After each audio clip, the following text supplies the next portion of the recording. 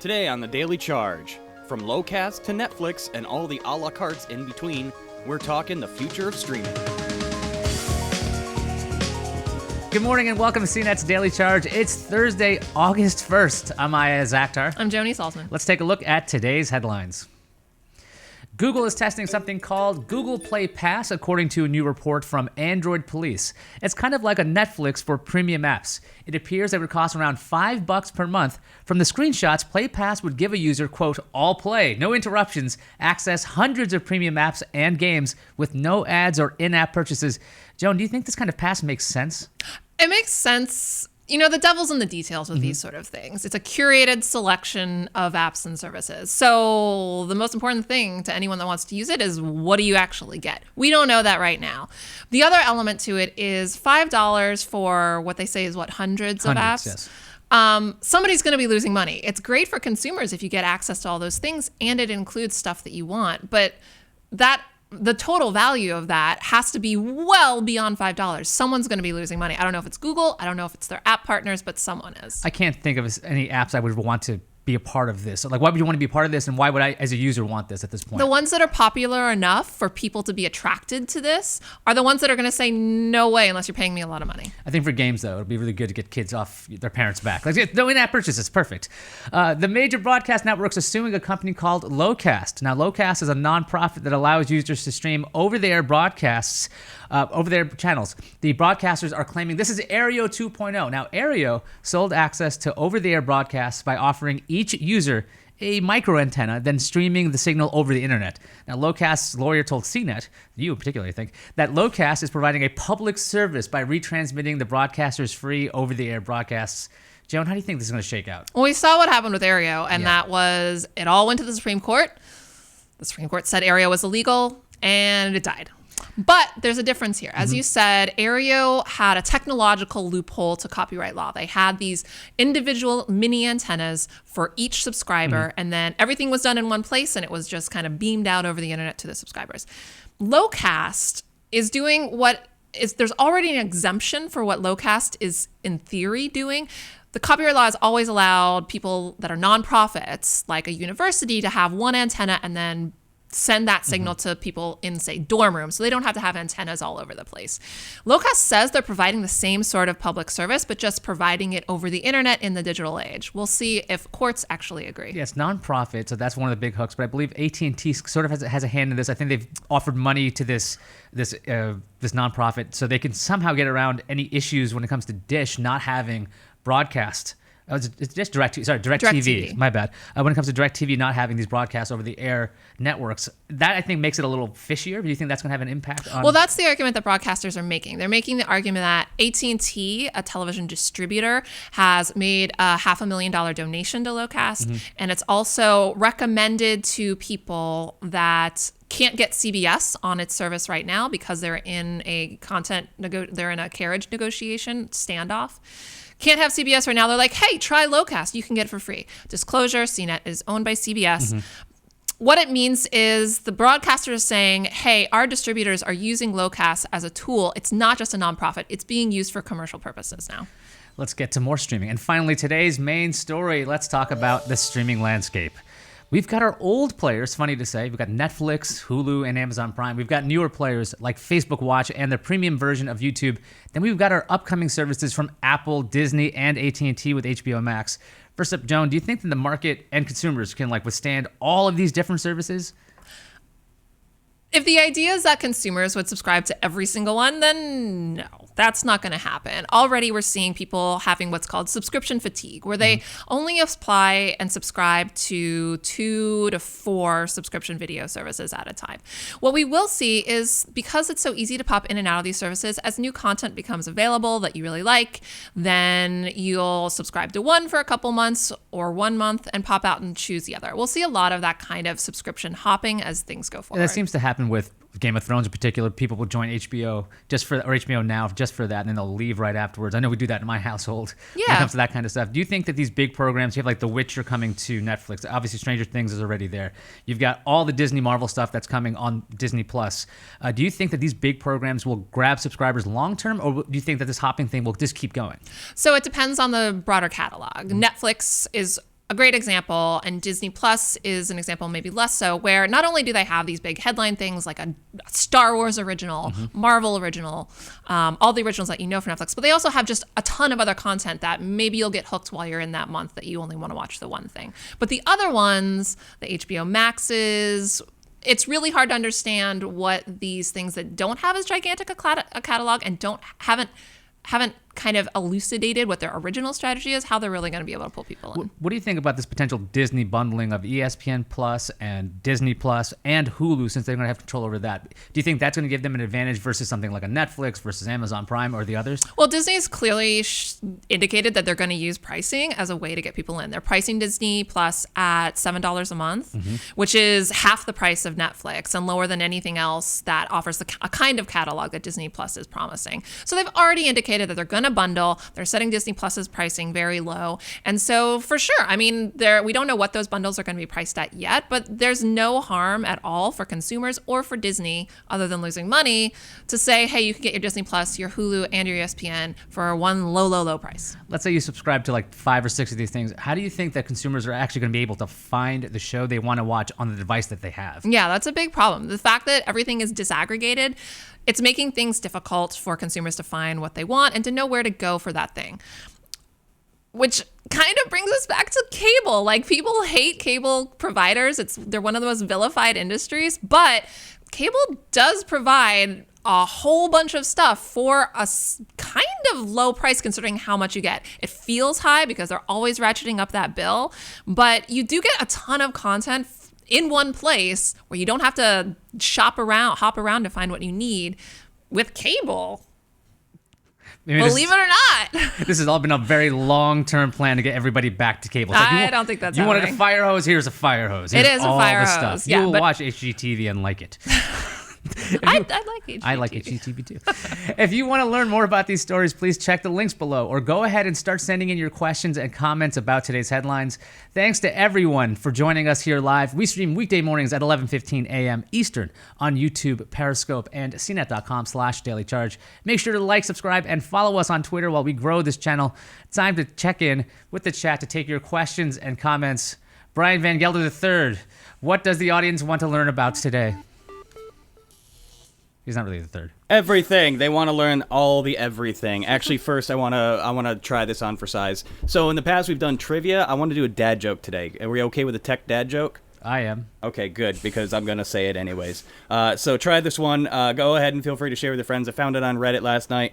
A friend of mine uses his 3D printer to print guns. I'm not impressed. I've had a Canon printer for years. 3D printed guns I feel like it flares up every once in a while as an issue that people get really concerned about. Yeah, but the Canon is Get hilarious. it? A Canon?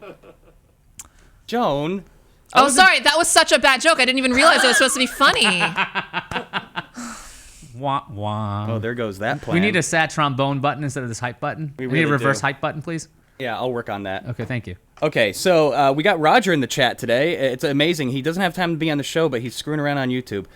He says low-caste nonprofit status definitely makes for an interesting legal argument. I'm keen to see how the courts decide on this. I am too. Joan, you actually introduced me to low-caste, and I haven't spent a lot of time with it, but it works really well. And I'm interested to see how that kind of like changes the landscape for the concept of television. Like, we always talk about the cord cutting and who's still got an antenna and all this, but like what it's doing is it's taking that transmission medium out of it and just digitizing it while letting the TV stations maintain their identity. And I think that's kind of a big part of it. People have a loyalty to the local markets kind of thing. I like the service. I should probably spend some more time with it, but I like Roger's comment too. What do you think about that? Yeah, it'll be interesting to see how things play out for low-caste, given that the loophole that Aereo tried to use got shut down. I think it'll be really interesting to see how things play out, given that it's a very similar service. You just don't have to pay for it, which pro for consumers. And two, it's a similar service, but with a very different like legal underpinning. So it'll be interesting to see if it's something that can actually survive an assault in the courts from some really deep-pocketed media companies. Yeah, I'm looking at the Wikipedia entry of Aereo and how its demise under the Supreme Court, saying that it was viewed in terms of Congress's regulatory objectives that these behind-the-scenes technological differences, that means, it's just streaming, essentially using a cable, or the internet as your cable between the antenna and the consumer, does not distinguish Aereo system from cable systems which do perform publicly. So that's a weird distinction of if I just had an antenna, let's say at your house, and I brought a coax cable all the way to mine, that's technically allowed. But if I use the internet as an intermediary, that seems to be an issue, especially if they're charging. Lowcast not charging might do it for them. Is that as simple as it is? Do you think that would even bring up other competitors to Lowcast? Would you even be a competitor to a nonprofit? Well, because it's a nonprofit, then competitors isn't the right kind of language. Right. I guess they're competing for your attention, but the idea is the concept of Lowcast. The people that created it, David Goodfriend, he says it is supposed to be a public service. His name is Goodfriend? Yes. That's perfect. So it's designed to be a public service, and so they're not competing for dollars. I guess they'd only be competing for your attention. Do you think that the networks themselves would just go ahead and just do it themselves? If this survives, if Lowcast survives, will they just allow Lowcast to continue, or do you think the CBS will have their own version of it? Will they go, fine, it's free, we have this, other than having to authenticate with your credentials? Yeah, it's a possibility. For a long time, fundamentally, there has been this complaint that over-the-air signals for broadcast television were designed to be free and accessible for everyone. But because so few people use an antenna as their primary way to watch television, especially 5-10 years ago when cable was really the only game in town, there was this criticism that these channels aren't actually accessible to people that can't pay for cable.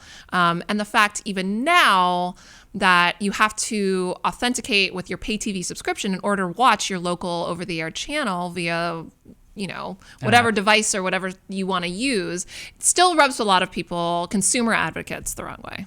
What else we got, Brian? Next up, let's take one from our friend Commander Trium. Are all these new streams US-only services? How do Canadian subscribers take advantage? And of course, I think he's got to be citing, HBO Max, Apple TV, what else is coming down the line? Lowcast is only in very select markets. That's 13 markets, and that's only in the continental US. So yeah, that's really early on in it. Yeah, Lowcast is specific to the US, but when you're talking about Netflix, obviously is global except for China. Disney Plus is going to have a phased rollout globally. Canada, we presume, is going to be immediately after the US rollout, which is November 12th. They haven't said specifically, but they've said it's going to be in the same 3-month period as the US rollout, which means basically before the end of the year it should be coming to Canada. And then there's a big question mark over some of the other ones. Apple TV Plus, we presume, is going to be global also, because they're relying mostly on their originals, which means they don't have to worry about all this geo-fenced licensing agreements that they have for catalog content that's not theirs. But HBO Max and NBC Universal service that's going to be coming up, we don't really know exactly how widely available they're going to be. Initially, they'll just be in the US for sure. Whether or not they go internationally, it's hard to say.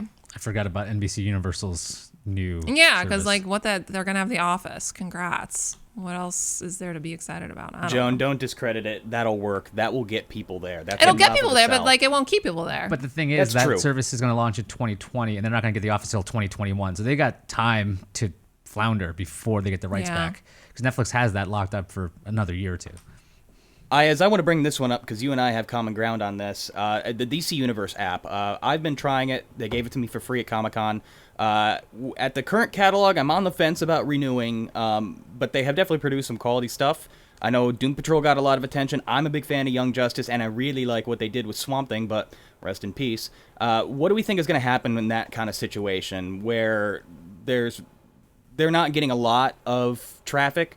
I'm kind of predicting that we're going to see more aggregation happening. So there will be a Warner Brothers app that's going to have DC content and Warner animation and all the Warner indie stuff all under the same hood. Do you think we're going to see more of that? That'd be smart if they had, one universal app and you can get everything. But I'm thinking this is going to be more like the Google approach, where you have 30 different services, but one login gets you into all of them. I pay for Google Play Music, which gets me YouTube Music, which also gets me YouTube Premium, which makes no sense why they're all separate in general, and they're all kind of a mess. I'd imagine the DC Universe will continue on its own, maybe a bundled version of it. I can see the catalogs having a huge overlap in HBO Max and the DC Universe when it comes to movies and television shows, but I don't think that buying HBO Max will give you the access to the comic books that you get in DCU. There's going to be I think there'll be certain parts that are still specific to each of these properties. Gotcha.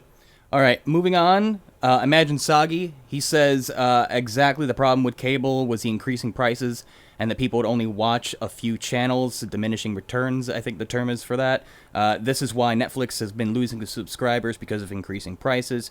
I'm curious to see, I think we've asked this question before on this show, or maybe the former version of this show. What is your price cutoff point? What is your budget? How do you distribute it? I'm curious. For me, Amazon Prime annual subscription, Netflix monthly, Hulu monthly, and then what else do I pay for? I think that's kind of it. That's kind of the bulk of it. I watch a lot of YouTube, but that's free. Timothy Dew says, since AT&T and DirecTV are spiraling downwards, do you think other major players will have a second opinion when buying Dish in the future? I mean, by spiraling downwards, I imagine he means losing traditional video subscribers, which is happening for everybody. It's not just AT&T and DirecTV.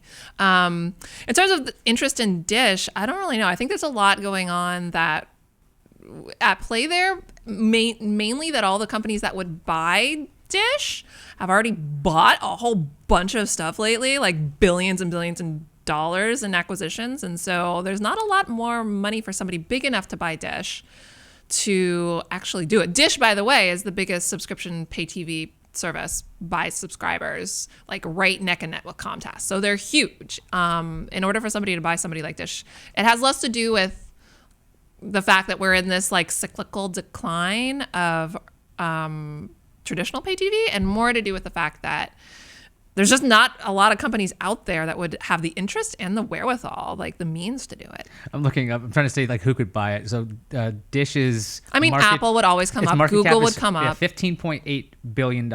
So that's market cap. And like you were saying, that Apple and Alphabet's cash pile is $117 billion. So they can just chuck a 10% of it and actually buy it if they wanted to. Yeah, but that's not a wise way to use your it's capital. It's a terrible idea. I don't think Google needs to get in but they would also give them a foothold into networking and being they already had that Google Fiber experiment where they were a TV service, and that didn't really work out due to the rollout on that. So I don't know if companies, they might be wary about picking up Dish, but I don't think Dish is going anywhere right now because AT&T is not going to be able to pick them up on top of it because you can't just have one satellite thing. That's a bad idea. I'm just kind of floored by the amount of cash that's just sitting around between Apple and Alphabet. They can just pick up whatever they want. Yeah, and so that's why there's always speculation about, Apple buying Netflix. But considering, I think the fact that now that they're developing Apple TV Plus, maybe finally it'll stop. All that speculation will just finally die because it's like you don't need to buy Netflix if you're just going to build your own. Yeah, and also these companies are buying more and more media companies, so they have their own content. And rinse and repeat. Next one's coming in from Ryan. I'm wondering if paying $16.99 a month to Netflix is going to be worth so many companies starting their own service. Is it worth for Netflix originals? I would, for one, quickly sign up for Disney Plus. I'm with you. I'm already on the Disney Plus train. And as much as I'm getting fed up with the Netflix interface, their UI sucks, I would never leave as long as they still have Stranger Things. What's the actual question? If paying $16.99 a month is really worth it with so many companies starting their own services, he's asking if their own original catalog, as all of their they had the big bad boy catalog for a long time. They lost the rights to some things. They went back home. Are the originals enough to keep you on board? Well, I think that the fact that every month Netflix loses some of its licensed catalog, and you don't hear about waves of people defecting. The whole premise of having an original content strategy for Netflix was specifically for this reason, that they weren't relying on some outsider's decision to pull or allow them to have certain content. I agree that maybe $17 a month doesn't work it for individuals. That's why Netflix has tiers of service where it doesn't change the catalog that you get, but it changes the level of image quality and also the amount of devices that you can stream to simultaneously. I wonder if maybe, right now their most popular plan is the mid-tier plan, which isn't $17. I think it's $13 a month. Maybe more people are going to go to that.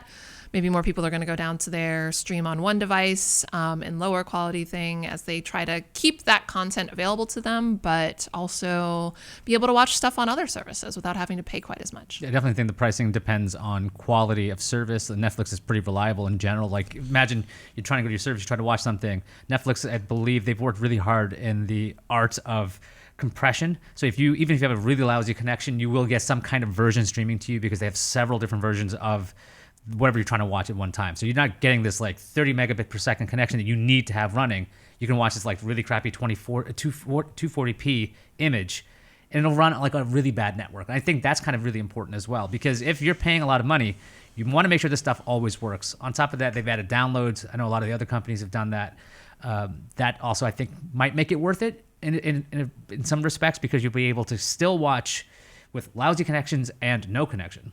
Yeah, and the ability, the kind of dynamic streaming like you're talking about, that's also really important. It doesn't really matter for us as consumers, but it matters for the company, as their growth is mostly not going to be coming from the US. It's going to be coming from places where networks are less reliable, like India and other emerging countries.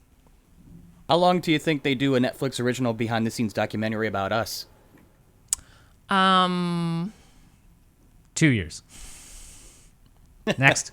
Okay, next. Here's a follow-up question, comment really, from Brian. It's funny that the biggest critique of cable was spending so much money for a ton of channels that you never actually watch. Streaming is really going the same direction when you think about it, where you may subscribe to one thing like CBS only for Star Trek. Yeah, I mean, like, there was always kind of the promise of a la carte channels, and people thought that it sounded great, but when you realize that when you add it all up, you're actually paying as much or more than you would be for a cable bill. That seems to be kind of the reality that we're entering into now. I mean, if you go way back when you used to like buy television shows and do season passes, let's say Amazon or iTunes, I think the price, that was one of the reasons why streaming seemed to make a lot more sense, because you are paying $15 a month for, let's say, HBO, and you're getting Game of Thrones, but you get all this extra stuff. But if I was buying the season with a season pass, it costs around the same. So because of that, the cost doesn't seem as bad, because you could just buy these things outright. You could buy one show outright. But if you're like, wait a minute, if I just pay you $8 a month, I get Star Trek plus this other stuff. It seems a lot easier to fall into than just buying this one show. Mm-hmm. I would say, from my perspective, it hasn't really been about the price point for a long time. Right now, it's more about the control, and I know that people have been able to mitigate that with the invention of the DVR ages ago, but I still prefer the on-demand model over live when it comes to a lot of these things. Obviously, live news shows like this one are important to be a part of in real time, but as far as original content, premium content, being able to watch it at your own pace has really kind of changed how we consume, and even to a certain extent, if you really think about it, why we consume. It's no longer about the water cooler. It's more like a race to the finish line. Like, have you binged that yet? How dare you? I can't talk to you until you finish that. All 235 episodes. Like, I don't know. I'm kind of digressing here. What's the show that releases 225 episodes all at once? I don't know. I'll give it time. Somebody will find a way, probably. Are you kidding me? All right, we got enough time for just a few more. Let's talk to Storm King. Do you think some of these smaller streaming services will partner up to make their content all as one? I'm going to list a few here. Let's talk about Crackle, Epix. Both actually really good services, but they don't have the chops to compete with the big boys, at least not catalog-wise.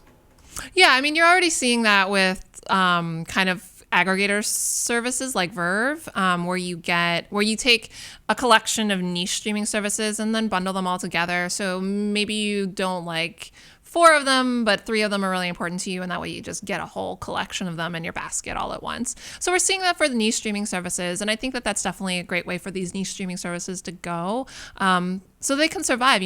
That's kind of the double-edged sword for these niche services, is that they have really, depending on the kind of content that it is, there's varying degrees of very dedicated, loyal fans, but because by definition they don't reach a broad audience, it's a struggle for them to be able to reach the kind of level that they need to be enticing. When it comes to Sony Crackle, though, they could also, if for some reason their streaming service is not going well and they actually want to shutter it, They're a production company. They can sell their shows to other networks, other streaming services.